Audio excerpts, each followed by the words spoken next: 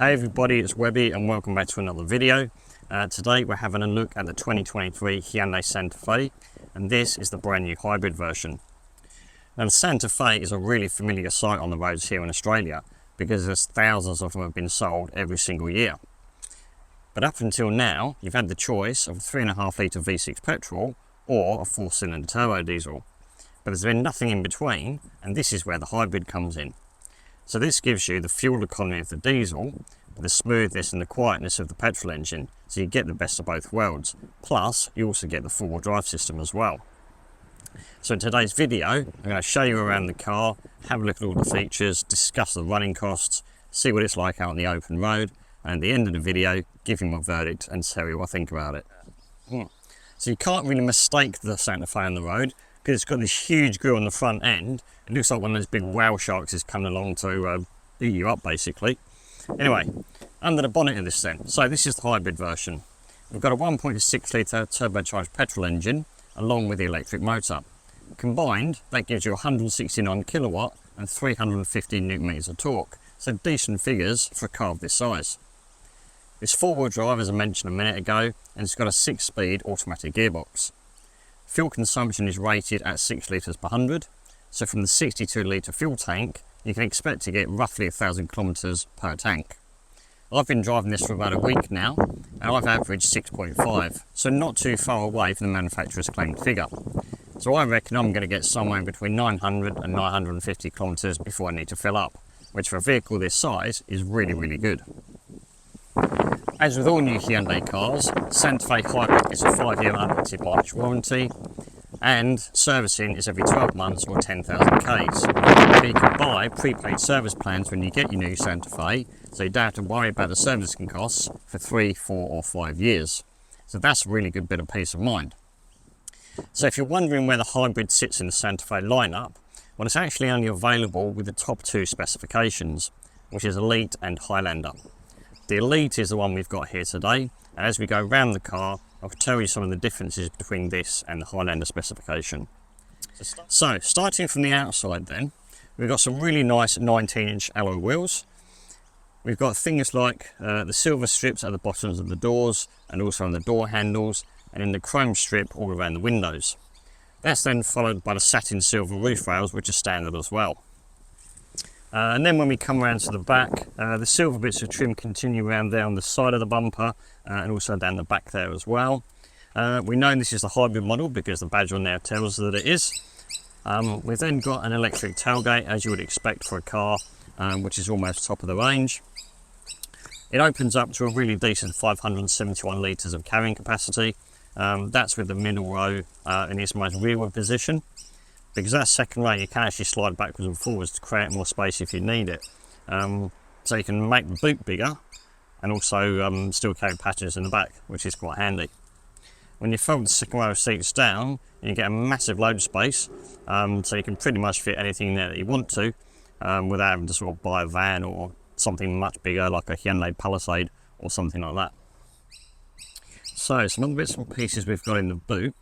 Just over here on the right hand side, we've got a 12-volt power socket. We've got buttons here which allow us to lower that second row of seats just by the push of a button. We've got a fan control there for the rear air conditioning, a USB charging point and an air vent. And then over the other side there's also another air vent there as well, but sadly no USB point. So let me show you how the buttons work to fold down the rear seats. So we can press this left one here, and as you can see, press the button and it will literally drop the seat down quite easily for us. And then we can just do the same with the other side, and there you go, nice and easy. That's all your seats laid flat and you can get absolutely heaps of stuff in there. So that's a quick look at some of the outside features and the boot capacity on the Santa Fe Hybrid. We're going to have a look at the inside next, but before we do that, if you are enjoying this video, give it a thumbs up. Don't forget to subscribe to the channel and also hit that notification bell, because that will tell you the next time another video goes live. So yeah, with that all said and done, let's have a look at the inside. Let's jump inside then. So keyless entry, as you'd imagine, standard on these cars. And this car has got the optional cognac leather interior, which I happen to think is actually quite nice. It's not going to be for everybody, I'm pretty sure of that, but I actually think it makes it look quite classy in here. On the doors as well, you've got the cognac leather there. We've also got the Harman Kardon sound system, which is standard on this model. We've also then got electric adjustment there for the driver's seat. Sadly, no memory buttons, but that's okay. We've got some more buttons here as well. We've got headlight adjustment, your lane keeping aid, button there to open and shut your electric tailgate. That one turns off your stability control. And then your parking brake, which is electronic, is that little button just down there. So stepping inside, and this is the view from the driver's seat. So fairly sort of plain looking steering wheel. Left hand side is things like your phone controls and volume for your radio. Over here on the right hand side, we've got buttons here to operate the digital display in front of the driver, plus also your adaptive cruise control and your lane keeping aid. So that's pretty standard stuff.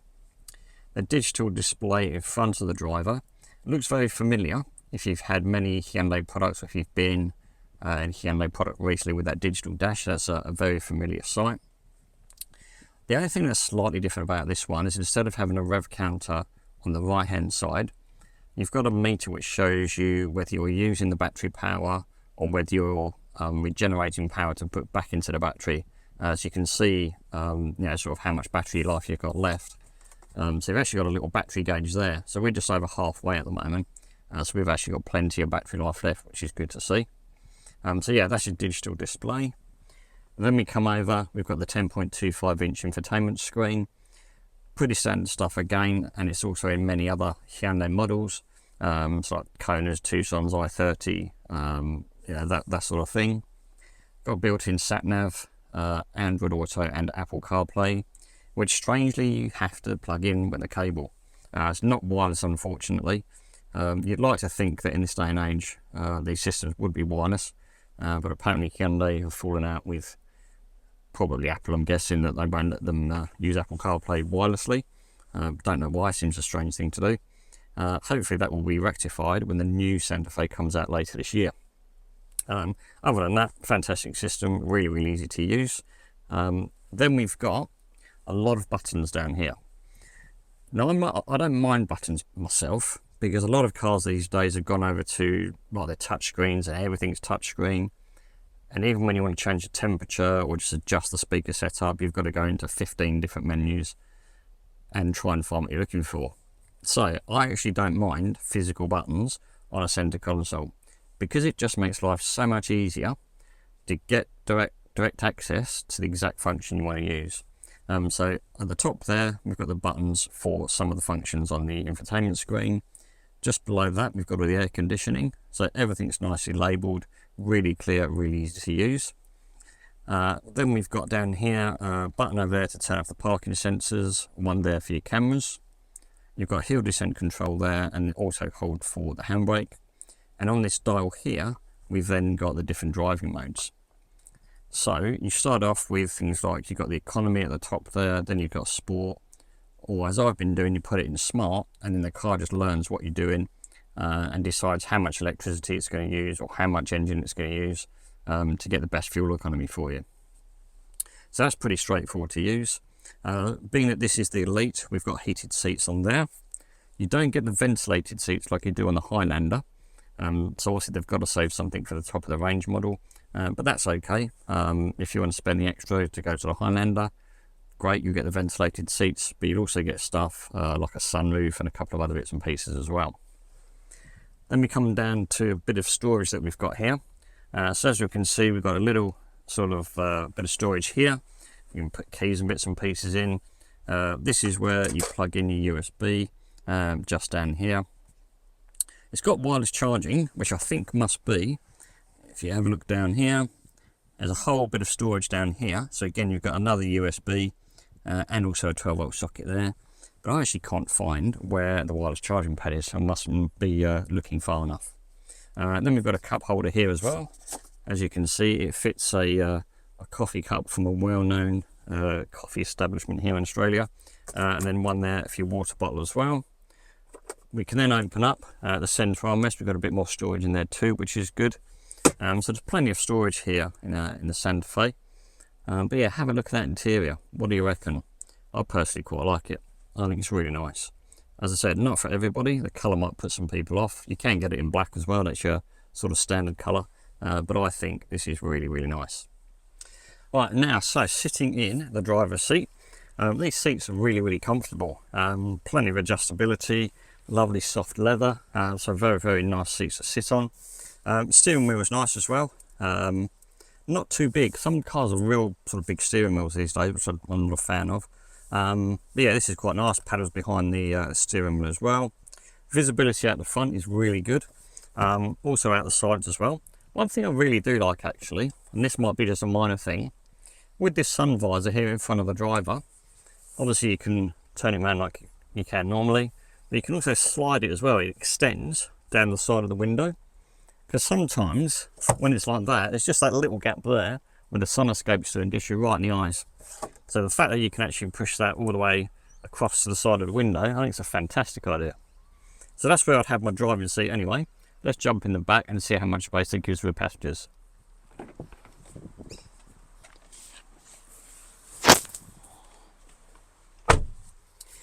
So the first thing you'll notice is how wide that door opens.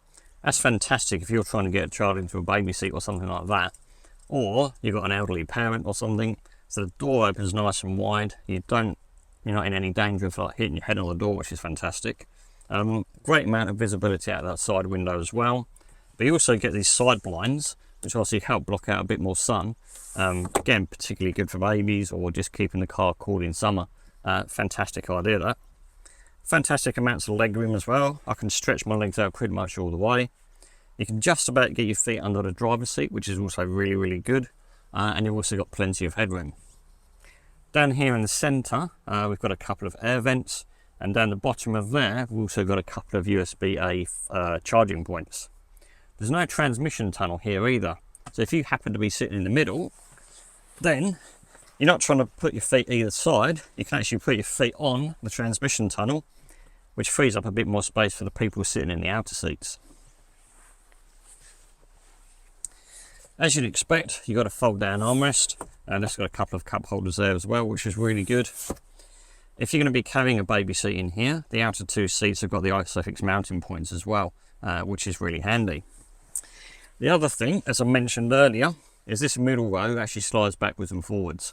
So you've got a little bar underneath the seat there, which you can just lift up and then adjust the seat as much or as little as you want to, creating a bit more space in the back for luggage. So that's the second row. Let's now have a look at the third row and see what it's like back there. So to move the middle row of seats to get into the back, you literally just press this button here and it slides the seats forward and tilts the backrest at the same time, making it much easier to get into the back. So now it's time to take the Santa Fe Hybrid out on the road, and I want to see how this compares to the diesel version that I drove last year, so I'll be quite keen to see what the differences are. So first impressions are very impressive. It always takes off in electric mode like a lot of hybrids do, but then when you get to a certain speed, or depending on what your throttle input is, the engine will actually cut in, which it does very smoothly, by the way. It's very similar to a Toyota in that respect. You can't really detect the engine merging in with the electric motor, which is exactly what you want it to be. It's pretty quiet in here as well. There's not really any road noise or tyre noise coming through to the cabin, which obviously is nice for passengers, particularly on longer journeys. It does. So as I mentioned earlier, this is the Elite specification. Starting price for that is $63,000 plus all road costs. And the only thing you can add on is this cognac leather interior and also metallic paint. So you would find yourself at just over $68,000 drive away for a standard car without options. But if you had the metallic paint and the upgraded leather, then you're looking at just over $69,000. Which isn't terrible really, considering the amount of equipment you get on offer. Of course, if you want a bit more equipment, you can go to the Highlander model. So that would give you things like ventilated front seats, you get the panoramic glass sunroof, and you'd also get the facility on the key where it can park itself. So you press the buttons on the key and it'll come in and out of a parking space if someone parks too tight to you. So yeah, they're nice things to have if if you want a sort of specs on your car. You can upgrade to the Highlander, which is just under $70,000 plus on road costs. So you're going to be looking at sort of late $70,000 on the road, which isn't too terrible. Although this has only got 169 kilowatt and 350 newton meters of torque, it's actually got plenty of power. Because the 1.6 engine is turbocharged, you get a nice bit of torque low down from the electric motor, and that continues as the engine comes to life as well. So in actual fact, you've got plenty of power, whether you're overtaking, joining the freeway, going up a hill. Yeah, I don't think you actually need any more than this for this size of car.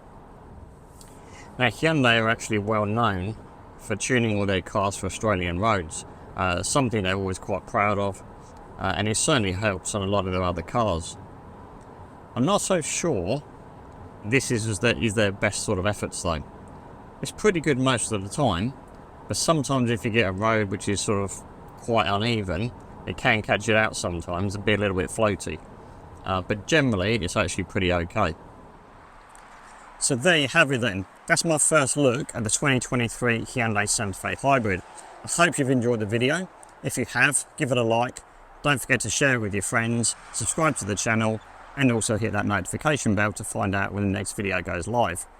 If you've got any questions or comments about this particular car, feel free to leave them in the comment section below for me, and I'll answer your questions as soon as I can. So that just leaves me to say thank you for joining me today. Hope you've enjoyed the video, and look forward to seeing you all in the next one.